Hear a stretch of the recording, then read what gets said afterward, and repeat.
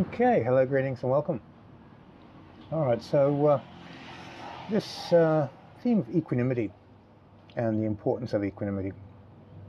When you've been practicing the basics of working with the elements, bringing the elements to the stillness, the monkey mind settles, the mind becomes very one-pointed, and you're able to focus on meditation objects very, very efficiently. So let's say you have an experience where you go meet a lama, and this lama has an overwhelming feeling of compassion, and you feel the compassion emanating out of the lama. Now, once you have identified that feeling quality of the compassion, if you ever want to go back to it, you enter equanimity, and then you move your mind like a feather towards the memory of the feeling. Because when you feel something, the tuning forks in your body, in your vital field, in your astral field, in your spirit, are in resonance with the frequency in order for you to feel. Now we want to activate that memory from equanimity, and from equanimity you come under the feeling, raise your mind into the frequency like a feather from equanimity, and you're able to reactivate that experience. And then as you calibrate through equanimity and fine-tune your awareness to the frequency, that feeling of compassion that you experienced with that lama amplifies, gets stronger and stronger and stronger. And after a few minutes of this, you'll find yourself overwhelmed with that frequency. And you can choose from equanimity how strong you want to make it based on how attentive you are to releasing on that frequency.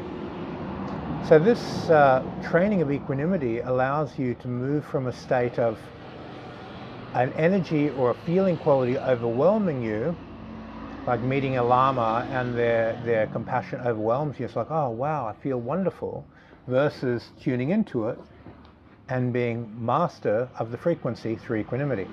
And this is the difference between a master and a devotee. A devotee follows somebody, follows an energy, follows a teaching, is a follower essentially.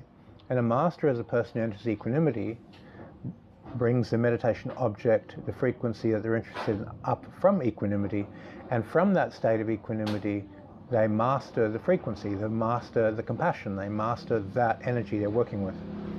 So equanimity gives you a whole spectrum of really important skills.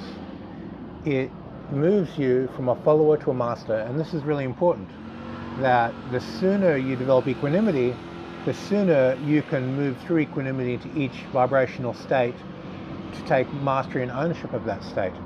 So very important.